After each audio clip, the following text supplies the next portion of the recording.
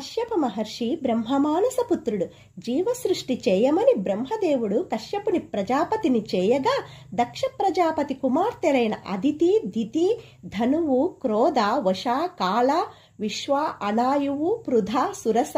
అరిష్ట, ముని, ఇల, తిమి, సురభి, చేల, తామ్ర, వశ, సింహిక, వినత, కపిల, కద్రువ మొదలైన వారిని వివాహం చేసుకున్నాడు. అదితితో దేవతలను, దితితో దైత్యులను, ధనువుతో దానవులను, వినతతో పక్షులను, కద్రువతో సర్పాలను, సురభితో గోవులను, సింహికతో సింహాలు, పులులను, తామ్రతో డేగా గ్రద్దలను, క్రోధ వశతో కీటకాలను, ఇలతో చెట్లు తీగలను, అరిష్టతో గుర్రాలను, విశ్వతో యక్షులను, మునితో అప్సరసలను, తిమితో తిమింగలాది జలచరాలను, ఇంకా నరులను కూడా సంతానంగా పొంది సృష్టిని పెంపొందించి అన్ని జాతులకు తండ్రిగా నిలిచి నవబ్రహ్మలలో ఒకరైన